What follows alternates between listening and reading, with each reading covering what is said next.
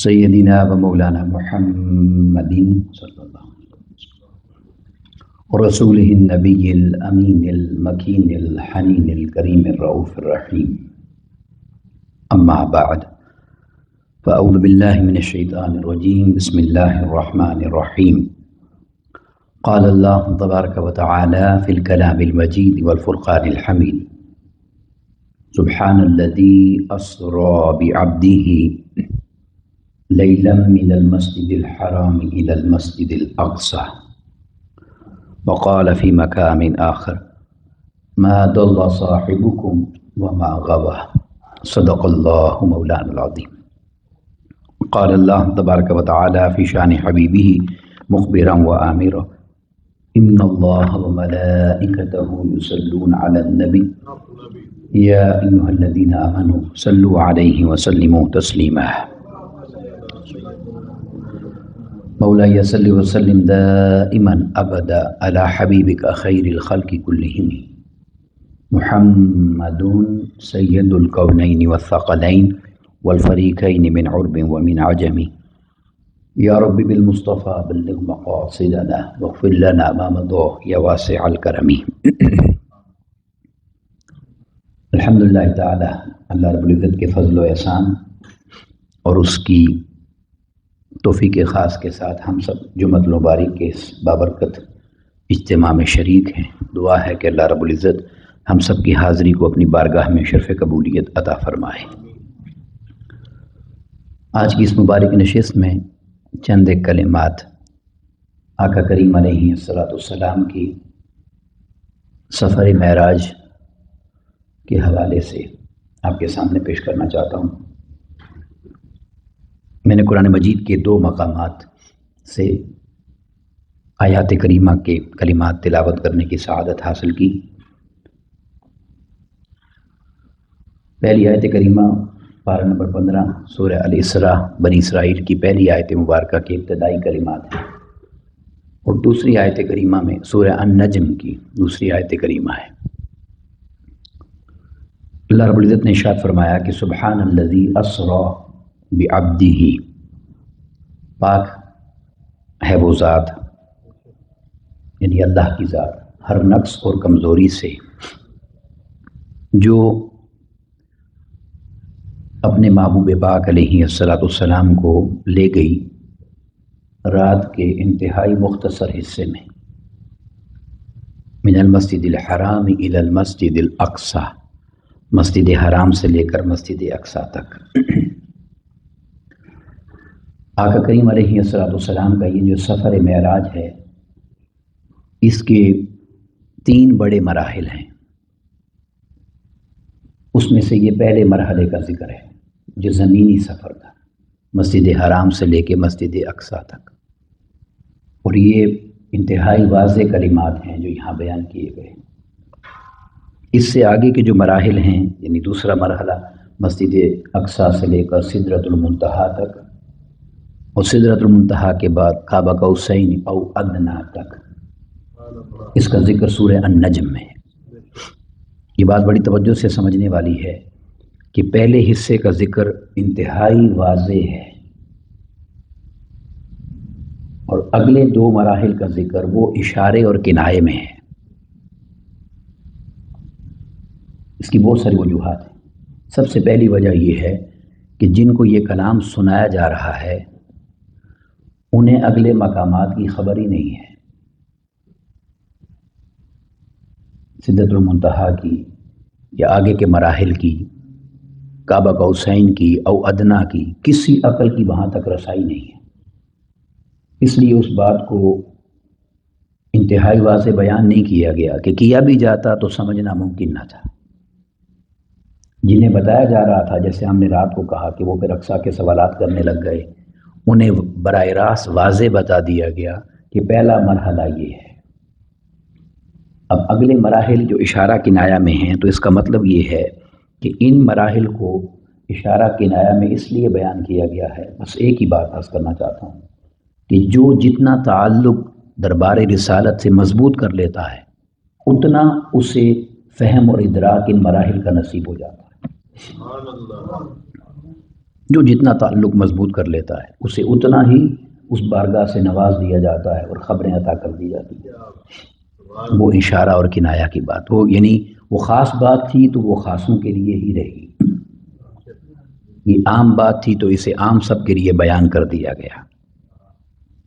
اب یہاں اس بات کو بھی ذہن نشین کر لیں کہ یہ جو ہم بات کرتے ہیں، میں نے بھی ابتدا میں یہی جملہ کہا ہے کہ سفر معراج بڑی باریک بات ہے، توجہ سے سنیے۔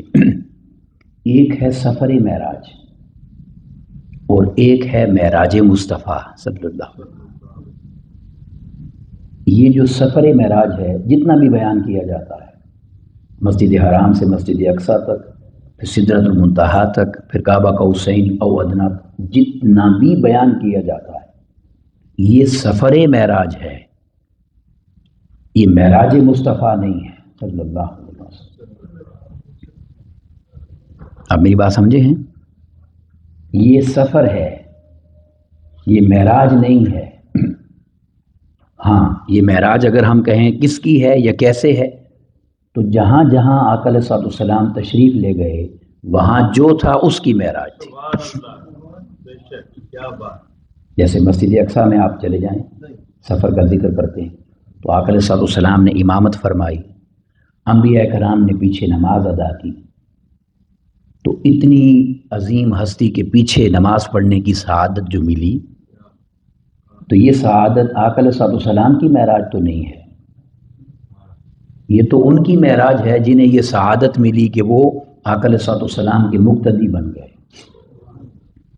وہ آقا علیہ الصلوۃ والسلام کے مقتدی بنے۔ اور بڑی خوبصورت بات ہے، اگر اس نماز کا آپ تصور کریں نا، آنکھوں سے ذرا تصور میں دیکھیں منظر کیا تھا کہ جب آقا علیہ الصلوۃ والسلام نے سجدہ فرمایا ہوگا تو امام چونکہ سب سے آگے ہوتا ہے، اس سے پچھلے باقی صفیں ہوتی ہیں، تو امام جب آگے سجدہ کرتا ہے تو جہاں اس کے قدم ہوتے ہیں پیچھے، اس قدم سے پیچھے پیچھے والوں کے سر ہوتے ہیں،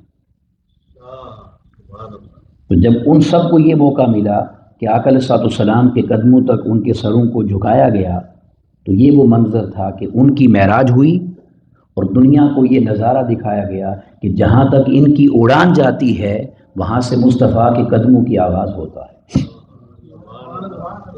تو یہ معراج جو ہے یہ انبیاء کی معراج ہوئی۔ پھر اسی طرح سدرۃ المنتہا پر سب ملائکہ نے کہا کہ یا اللہ تو نے انبیاء کو موقع دیا ہے، ہمیں بھی موقع عطا کر کہ ہم بھی تیرے محبوب سے ملاقات کر لیں، تو سب کو اجازت دی گئی، وہ سدرہ پہ جمع ہوئے، اور جب سدرہ پہ جمع ہوئے تو وہاں آقا علیہ الصلوۃ والسلام سے ملاقات ہوئی، تو یہ انبیاء ملائکہ کی معراج ہوئی۔ اور پھر اس سے آگے جب آقا علیہ الصلوۃ والسلام آگے جب گئے تو بس اتنی ہی سمجھ آتی ہے کہ تیری معراج کہ تو جانے کہاں تک پہنچا، تیری معراج کہ تو جانے کہاں تک پہنچا، میری معراج کہ تیرے نقش قدم تک پہنچا۔ اب یہ ذہن نشین کر لیں نقطہ پہلا جو میں نے کہا، ایک سفر معراج ہے اور ایک معراج مصطفیٰ صلی اللہ علیہ وسلم، تو ہم سفر معراج کا ذکر کر رہے ہیں۔ اب ان کلمات پر غور کریں۔ اللہ رب العزت نے یہ جو فرمایا ہے سبحان الذی اسری بعبدہ، تو یہاں یہ کیوں نہیں فرمایا، سمجھنے کے لیے کہہ رہا ہوں کہ سبحان الذی اسری بنبیہ، بنبیہ کلمات یہ کیوں نہیں ہے؟ تو یہ بہت سارے اعتراضات جو ہم رات بھی ڈسکس کر رہے تھے نا، یہ جو سفر ہے یہ روحانی ہے یا خواب ہے یا جسمانی ہے، یہ جو بحث امت میں چلی آ رہی ہے، تو اس کو یہاں ایک نقطہ سمجھ لیں۔ اگر بھی نبی ہی فرما دیا جاتا تو نبوت کے لیے جسم کا ہونا لازم نہیں ہے۔ نبوت کے لیے جسم کا ہونا لازم، بولیں یہ چھوٹی بات نہیں ہے۔ اب آپ کہیں گے کیسے؟ تو ثبوت یہ ہے، کثیر روایات ہیں۔ جب آقا علیہ الصلوۃ والسلام سے پوچھا گیا متى وجبت لک النبوہ، یا رسول اللہ صلی اللہ علیہ وسلم آپ پر نبوت کب واجب ہوئی، یہ بھی سوال کیا گیا۔ متى كنت نبیا، آپ کو کب نبی بنایا گیا، نبوت عطا ہوئی۔ پھر یہ بھی کیا، پوچھا گیا متى جعلت نبیا، کب آپ کو نبی بنا دیا گیا تھا؟ تو آقا علیہ الصلوۃ والسلام کا جواب یہ تھا ہمیشہ، وآدم بین الروح والجسد، وآدم بین الروح والتین، والماء والتین کہ آدم ابھی مٹی پانی کے درمیان تھے، جسم اور روح کے درمیان تھے، میں اس وقت بھی نبی تھا،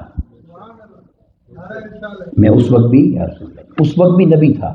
اب سوال یہ پیدا ہوتا ہے کہ اب بشریت تو ابھی بنی نہیں ہے، یعنی جسم ابھی بنایا جا رہا ہے آدم علیہ السلام کا، تو اس وقت بھی اگر نبی تھے تو مطلب یہ ہے کہ نبوت کے لیے جسم ضروری بولیں نہیں ہے۔ تو اگر یہ کہہ دیا جاتا کہ سبحان الذی اسریٰ بنبیہ، تو پھر یہ بات کہنے والے کہہ سکتے تھے کہ یہ جسمانی معراج نہیں ہوئی، مگر جب کہا بھی عبدی ہی تو اب ہوتا ہی تب ہے کہ جب روح اور جسم شامل ہو جائے۔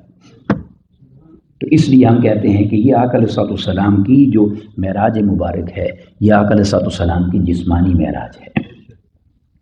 اب یہیں پہ ایک بات اور بھی ذہن نشین کر لیں، یہ بھی کہا جا سکتا ہے کہ یہ بات بھی اٹل ہے، اس میں کوئی دوسری رائے نہیں ہے کہ یا سارا سفر روحانی تھا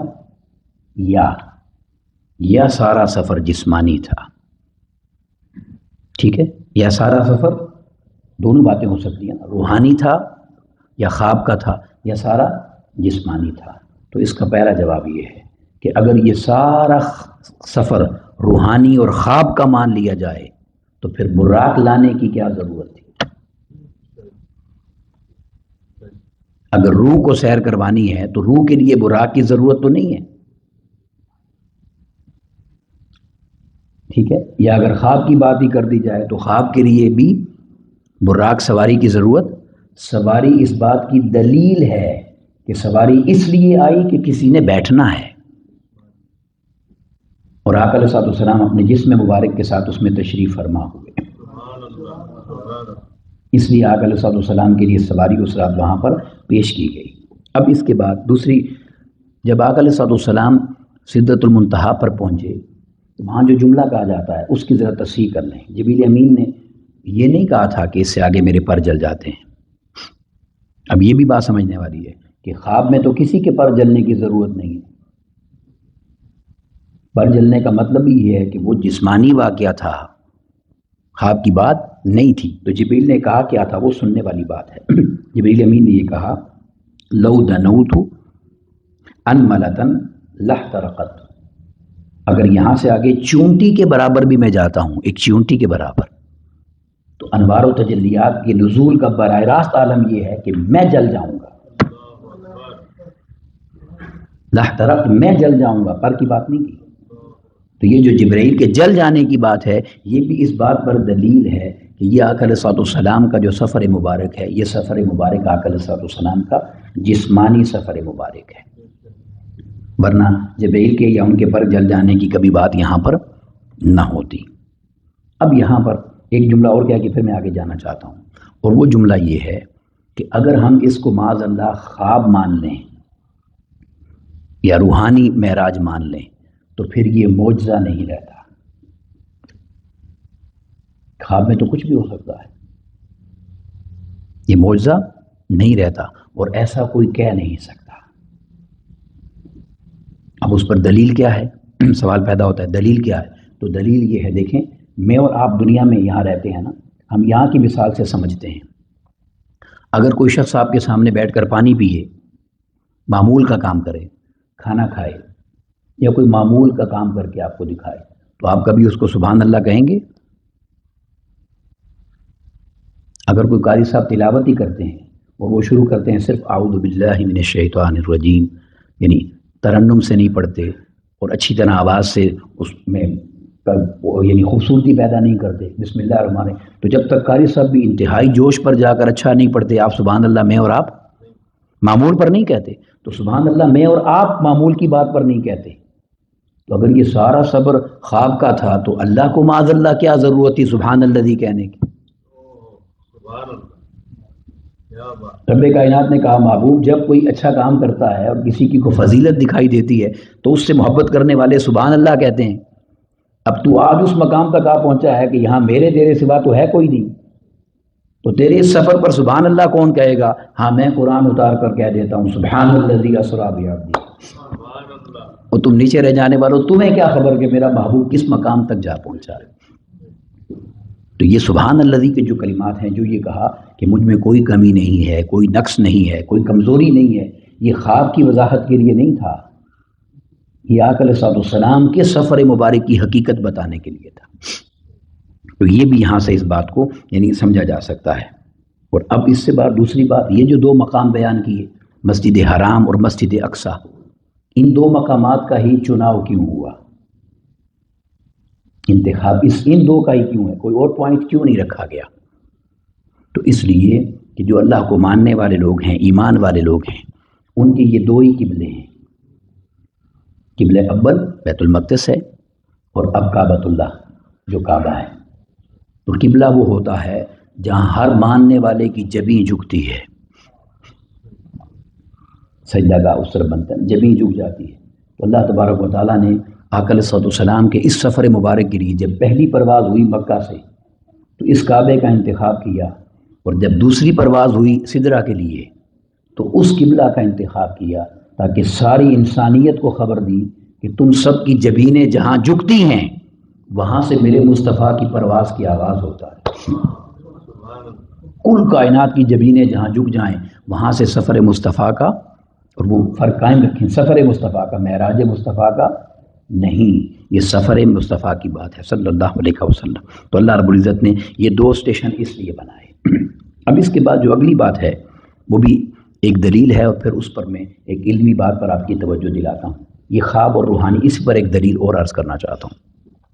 یہ جو میں نے آیت کریمہ تلاوت کی ہے سورہ النجم کی، ما ضل صاحبکم وما غوی، اس کا ترجمہ یہ ہے کہ تمہارے محبوب کے، تمہارے صاحب نبی پاک علیہ السلام نہ یہ راستہ بھولے ہیں نہ یہ راستے سے بھٹکے ہیں۔ اس سفر پر جاتے ہوئے نہ راستہ بھولے ہیں اور نہ راستہ بھٹکے ہیں۔ اب اگلی بات آ جاتی ہے، اور وہ یہ ہے کہ اگر خواب میں کوئی سفر کر رہا ہے تو اس کے بھولنے اور بھٹکنے کی کیا بات رہ جاتی ہے؟ یا خواب آپ اپنی مرضی سے بناتے ہیں؟ خواب آپ کے ہاتھ میں ہوتا ہے؟ خواب اختیار میں ہوتا ہے؟ خواب تو چل رہا ہے، آپ دیکھ رہے ہیں۔ تو اگر معاذ اللہ یہ خواب ہی مان لیا جائے تو پھر اس آیت کریمہ کا معنی کیا ہوگا کہ نہ یہ راستہ بھولے ہیں اور نہ یہ راستہ بھٹکے ہیں؟ تو یہ آیت کریمہ بھی وضاحت اس طرف کرتی ہے کہ یہ خواب کی بات نہیں ہے، یہ سفر کی بات ہے کہ محبوب وہیں تک پہنچے جہاں جانا تھا، یہ راستہ نہیں بھولے۔ اور اس آیت کریمہ ایک بڑا باریک لطیف اشارہ ہے، اور وہ یہ بھی ہے کہ یہ یہاں سے یہ بھی ثابت ہوتا ہے کہ سارے سفر میں جبرائیل اور براق نہیں تھے، ورنہ بھٹکنے کی بات جبرائیل کی جاتی۔ تو پتہ چلا کہ ایک مقام ایسا بھی آیا جہاں جبرائیل بھی نیچے رہ گئے، براق بھی نیچے رہ گیا۔ اب آقا علیہ السلام کے لیے رب کائنات نے فرمایا کہ جبرائیل اور براق تو خدمت کر رہے تھے، جب وہاں سے آگے محبوب آئے کوئی ساتھ نہیں تھا، تو اس محبوب کی عظمت کا اندازہ کرو کہ ما ضل صاحبکم وما غوی، یہ لامقام میں آ کر بھی نہ راستہ بھولے ہیں اور نہ بھٹکے۔ یہ جہاں مکان ہی کوئی نہیں ہے، لامقام ہے۔ تو جن کے علم کی اور طاقت اور پرواز کا یہ عالم ہے کہ وہ لامقام میں بھی ان کے نہ بھٹکنے کی بات اللہ فرماتا ہے، اس محبوب کے مقام شان کا عالم کیا ہوتا ہوگا۔ اور اب جس طرف میں آپ کو لے جانا چاہتا ہوں، بڑی اہم بات وہ یہ ہے کہ دیکھیں اللہ رب العزت نے جب سفر کے آغاز کی بات کی تو فرمایا سبحان الذی اسری بعبدہ۔ ذرا غور سے سنیے یہ بات، پاک ہے وہ ذات جس نے اپنے بندے کو سیر کرائی۔ یہاں سے سفر شروع ہوا، مسجد الحرام الی المسجد الاقصی، تو یہاں فرمایا اپنے بندے کو سیر کرائی، اور جب وہاں پہنچ گئے ما ضل فکان قاب قوسین او ادنی، تو وہاں کیا فرمایا ما ضل صاحبکم، تمہارے صاحب راستہ نہیں بھولے۔ اب دیکھیں زیادہ مناسب بات کیا لگتی ہے کہ جب یہاں ہوں تو کہا جائے کہ تمہارے صاحب نے سیر کی، کیونکہ یہاں سے ہے نا، اور جب وہاں ہو تو کہا جائے کہ میرا محبوب راستہ نہیں بھولا۔ یعنی مناسب بات یہ لگتی ہے نا زیادہ، میں سمجھنے کے لیے کہہ رہا ہوں، ورنہ تو مناسب قرآن ہی ہے، مگر زیادہ قریب بات کیا لگتی ہے عقل کے کہ جب یہاں سے جائیں تو فرمایا جائے کہ تمہارے صاحب نے سیر کی، اور جب وہاں پہنچے تو کہا جائے میرا محبوب نہیں بھولا۔ ایسا ہی ہے، مگر اس نے یہ نہیں کہا، اس نے یہاں سے سفر شروع ہوا تو اس نے کہا اس نے اپنے بندے کو سیر کرائی، اور جب وہاں پہنچے تو فرمایا تمہارے صاحب راستہ نہیں بھولے۔ اب اس میں کیا راز ہے؟ تو اس میں راز یہ ہے، اللہ تبارک و تعالیٰ نے فرمایا میں یہاں بھی کہہ سکتا ہوں کہ میرا بندہ راستہ نہیں بھولا، میرا محبوب راستہ نہیں بھولا، مگر میں تمہاری نسبت سے ان کا ذکر اس لیے کر رہا ہوں کہ یہ جب سے یہاں آئے ہیں میں جو بات بھی ان سے کرتا ہوں، میں جو کلام بھی ان سے کرتا ہوں، میں اگر اپنی بات بھی ان سے کرتا ہوں تو یہ بدلے میں تمہاری بات ہی کرتے ہیں مجھ سے۔ میں اپنی بات کرتا ہوں اور یہ جواب میں تمہاری بات کرتے ہیں۔ دیکھیں جب پہنچے آقا علیہ الصلوۃ والسلام تو اللہ رب العزت نے کیا فرمایا؟ السلام علیک ایھا النبی ورحمۃ اللہ وبرکاتہ، یہ کلمات اللہ نے فرمائے۔ اب اس کا جواب کیا بنتا ہے کہ قبول کر لیا جائے۔ تو آقا علیہ السلام نے کیا فرمایا؟ السلام علینا وعلی عباد اللہ الصالحین، اے اللہ یہ سلام تو جو مجھے بھیج رہا ہے اس میں میری امت کے نیک لوگوں کو بھی شامل فرما۔ تو رب کائنات نے فرمایا محبوب میں تو ان سے تمہاری اپنی بات کرتا ہوں، اس سفر کی بات کرتا ہوں، اور یہ جواب میں تمہاری بات کرتے ہیں تو ان کی خوشی تمہارے ساتھ ہے، تو میں بھی کہہ دیتا ہوں کہ تمہارے صاحب راستہ نہیں بھولے، تمہارے صاحب راستہ نہیں بھولے۔ اب یہاں یہ بات بڑی اہم ہے، اس پر ایک دلیل اور عرض کرنا چاہتا ہوں۔ یہ جو سفر اللہ رب العزت نے کروایا وہ کعبہ قوسین و ادنیٰ تک اور اس سے آگے کی جو باتیں ہیں، یہ جو اللہ رب العزت نے سفر کروایا ہے اس کا سب سے بڑا مقصد کیا تھا؟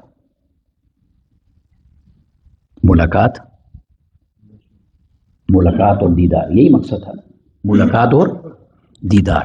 تو یہ جو صاحبکم کہا، میں اس پر توجہ دے رہا، یہ اعلیٰ حضرت نے ایسے ہی نہیں کہہ دیا امتی امتی لب پہ جاری رہا، امتی تیری قسمت پہ لاکھوں سلام۔ یہ وہ جہاں بھی گئے وہ امت کی بات کرتے رہے۔ کیوں؟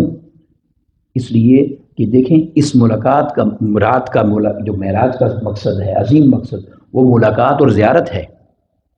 تو اللہ رب العزت نے فرمایا کہ یہ ملاقات اور زیارت کے لیے ایک بار آئے ہیں اور پھر 9 بار پلٹ کر آئے ہیں۔ تو وہ جو 9 بار پلٹ کر آئے ہیں وہ ملاقات زیارت کے لیے تو نہیں آئے، وہ تو بے شک ہوئی، وہ تو تمہارے لیے نمازیں معاف کروانے آئے ہیں۔ تو یعنی ملاقات کے لیے ایک بار آئے ہیں اور امت کے لیے 9 بار آئے ہیں۔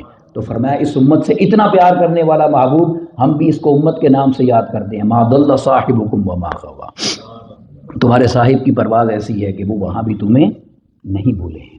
اب یہاں جو بات سمجھنے والی ہے جس پر میں مکمل کرنا چاہتا ہوں وہ یہ ہے کہ دیکھیں آقا علیہ الصلوۃ والسلام کی عظمت کا عالم یہ ہے اور شان کریمی کا عالم یہ ہے اور امت پر شفقت اور محبت کا عالم یہ ہے کہ ان لمحات میں بھی امت کو نہیں بھولے،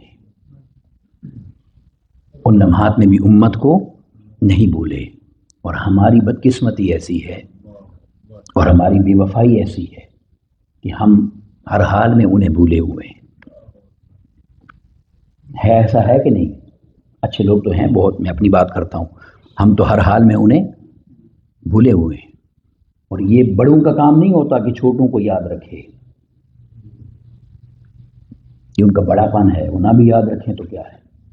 چھوٹے کا کام ہوتا ہے کہ بڑے کو یاد رکھے، مگر ہماری بدقسمتی یہ ہے کہ ہمیں بڑوں اور عظیم ذاتوں نے یاد رکھا ہے مگر ہم انہیں یاد نہیں رکھ رہے۔ اور جیسے رات کو میں نے کہا کہ اس اتنی بڑی رات میں خاص تحفہ نماز تھا جو امت کے لیے لے کر آئے، اور اسی ایک بڑے خاص تحفے کے ساتھ اس امت نے وفا نہیں کی، اس امت نے وفا نہیں کی۔ اور اگر یہ نماز، بس میں ایک جملہ کہنا چاہتا ہوں، اگر اتنا آسان معاملہ ہوتا نا نماز کا تو میدان کربلا میں اچھا موقع تھا چھوڑ دینے کا۔ جب بیماری بھی ہے، زخم بھی ہے، تکلیف بھی ہے، 72 تن شہید ہو چکے ہیں، وقت موت شہادت کا وقت ہے، مگر اس آخری لمحے میں بھی جب امام علی مقام سجدہ ریز ہوئے تو پیغام امت کو یہی دیا ہے کہ اس نماز کو اتنا سستا مت سمجھنا، یہ تحفہ محبوب وہاں سے لے کر آئے ہیں، اسے کبھی ترک مت کرنا۔ تو میں نے رات بھی آپ سے یہی بات کی اور اب بھی یہی بات کہتا ہوں کہ باقی ساری کمزوریاں غفلتیں وہ بھی دور ہونی چاہیے، مگر سب سے بڑی غفلت اور کمزوری وہ نماز کی ہے، اس میں کبھی بے وفائی نہیں ہونی چاہیے۔ آقا علیہ السلام نے فرمایا قیامت کے دن جب سب سے پہلا سوال نماز کا پوچھا جائے گا اسی پر تمہاری جنت دوزخ کا فیصلہ ہوگا۔ یہ حدیث پاک ہے، یہ لفظ اس میں نہیں ہے، اگلا لفظ اس کا مطلب یہی ہے، فرمایا جس کی نماز درست ہوئی اس کا سب کچھ درست ہو جائے گا، اور جس کی نماز درست نہ ہوئی اس کا کچھ بھی درست نہیں ہوگا۔ تو مطلب کیا ہے؟ فیصلہ کس پر ہو رہا ہے؟ اس نماز پر۔ اور پھر اس کی کرم نوازی اور مہربانی اتنی ہے، آقا علیہ السلام نے فرمایا اگر میری امت کی نمازیوں میں فرض کم ہوئے، کسی کے نمازیں کم ہوئیں، تو اللہ رب العزت فرمائے گا اس کی سنتیں لے آؤ، یہ جو سنتیں پڑھتے ہیں۔ اور آج تو ماشاءاللہ ہم اتنے ایڈوانس ہو گئے ہیں کہ ہم نے سنتوں کو ویسے ہی چھوڑ دیا ہے، سنتیں کیا ہے، بس فرض پڑھ لیا الحمدللہ، انا للہ و انا الیہ راجعون۔ اس وقت پتہ چلے گا کہ سنت کی اہمیت کیا ہے۔ پھر اگر سنتوں سے بھی پورا ہوا تو رب کائنات فرمائے گا میرے بندے کے نفل لے آؤ، تو وہ اتنا مہربان ہے کہ نفلوں سے بھی فرض کی کمی پوری کر دے گا، صرف یہ بتانے کے لیے کہ یہ نماز اتنا عظیم تحفہ ہے کہ اس تحفے کے ساتھ امت کو اپنی وفا زیادہ سے زیادہ اور مضبوط کرنی چاہیے۔ تو معراج کا جو سب سے بڑا پیغام ہے وہ اس نماز سے وفا کرنا ہے۔ بولیے کیا ہے؟ نماز سے وفا کرنا ہے۔ کوشش کریں نماز کی سستی اور غفلت کو ختم کریں، اور اگر اللہ رب العزت نے مہربانی کی ہے، عنایت کی ہے، نماز کی پابندی نصیب ہوئی ہے اور کرتے ہیں، تو پھر اگلا سٹیپ ہے اور وہ باجماعت نماز کا ہے، کیونکہ آقا علیہ السلام نے فرمایا مومن کا ہر اگلا دن پہلے سے بہتر آتا ہے۔ اگر 15 سال سے 20 سال سے 25 سال سے نمازیں پڑھ رہے ہیں، الحمدللہ پڑھتے ہوں گے، ایسا نہیں کہ نہیں پڑھتے، تو اب اگلا سٹیپ ہے کہ آپ جماعت سے پڑھنے کی کوشش کریں، اور یقین کر لیں اگر صدق کی نیت سے آپ کوشش اور ارادہ کر لیں گے تو اللہ رب العزت آپ کے لیے راستے بنائے گا۔ اور پھر اگر مسجد میں نماز پڑھتے ہیں، میں نے آپ کو کئی بار حدیث سنائی جس پر مکمل کرتا ہوں بات کو، کہ مسجد میں نماز پڑھنے کا ثواب 27 نمازوں کا نہیں ہے، یہ روایت ہے، مگر 27 نمازوں کا ثواب گھر میں جماعت کروانے سے ہے، محلے میں جماعت کروانے سے ہے، آفس میں جماعت کروانے سے ہے۔ حدیث صحیح ہے، آقا علیہ السلام نے فرمایا جو مسجد میں جماعت سے نماز پڑھتا ہے اسے 500 نمازوں کا ثواب دیا جاتا ہے۔ 27 کا جواب گھر میں جماعت کا 27 ہے، جو مسجد میں جماعت سے پڑھتا ہے اس کو 500 نمازوں کا ثواب دیا جاتا ہے۔ تو کوشش کریں کہ مسجد میں باجماعت نماز پڑھنے کے لیے تشریف لایا کریں۔ اللہ رب العزت ہمیں اپنے دین سے محبت عطا کرے اور آقا علیہ السلام کی سچی پکی غلامی نصیب فرمائے۔ وما علینا الا البلاغ المبین۔ السلام علیکم ورحمۃ اللہ وبرکاتہ۔